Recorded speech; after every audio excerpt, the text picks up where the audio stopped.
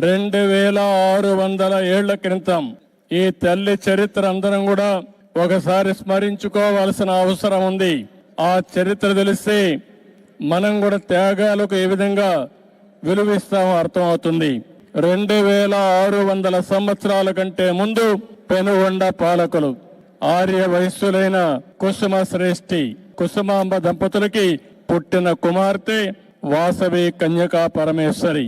ఆ తల్లిని చూస్తే భగవంతుడు ఆశీస్సులతో పుట్టినటువంటి తల్లి కలియుగ దేవత కన్యకా పరమేశ్వరి అని చెప్పి కూడా నేను మీకు తెలియజేస్తున్నా. దేవుణ్ణి చూసినప్పుడు ఒక వరం ఇచ్చాడు. ఆ వరం ప్రకారమే ఆమె ఇక్కడ పుట్టింది. గుణవంతురాలు, తెలివైనది, సమాజం పట్ల అత్యంత బాధ్యత కలిగినటువంటి వ్యక్తిగా పుట్టుకతోనే లక్షణాలతో పుట్టి ఆవిడ పెరిగే పరిస్థితికి వచ్చింది. అలాంటి ఆడబిడ్డ ఆ రోజుట్లోనే రాజమహేంద్రవరాన్ని పరిపాలించే విష్ణువర్ధుడని రాజు పక్కనే పరిపాలించేవాడు. ఈవిడ గుణగణాలు తెలుసుకుని ఆయన ఈవిడ్ని పెళ్లి చేసుకోవాలని వాళ్ళ తండ్రితో సంప్రదించే పరిస్థితికి వస్తారు.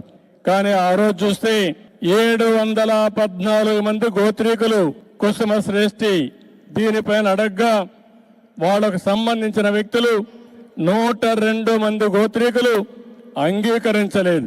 ఆవిడకి కూడా ఇష్టం లేదు. ఇష్టం లేనప్పుడు ఆవిడ పెళ్లికి నిరాకరించింది. దానిపైన ఎవరైతే విష్ణువర్ధనుడు ఆగ్రహం చెంది నాలాంటి వాణ్ణి కాదంటారని ఎక్కువ ఆగ్రహాన్ని పెంచుకొని ఏం చేయాలో చేస్తానని చెప్పి ఇష్టానుసారంగా మాట్లాడే పరిస్థితికి వచ్చింది. ఒక పక్క తల్లికి ఇది అధర్మం అని తెలుసు, కానీ అదే సమయంలో సాంప్రదాయానికి కట్టుబడి తన వల్ల రక్తపాతం జరగకూడదని వాసవి దేవి అగ్ని ప్రవేశం చేశారు.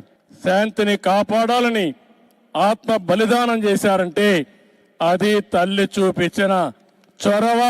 2600 సంవత్సరాల కంటే ముందు ఆవిడతో 102 మంది గోత్రీకులు కూడా ఆత్మార్పణ చేశారు. అంటే మనందరం గుర్తుపెట్టుకోవాల్సింది, ఆ రోజుట్లోనే యుద్ధాలు జరిగేటివి, రక్తపాతం చిందించేవాళ్ళు.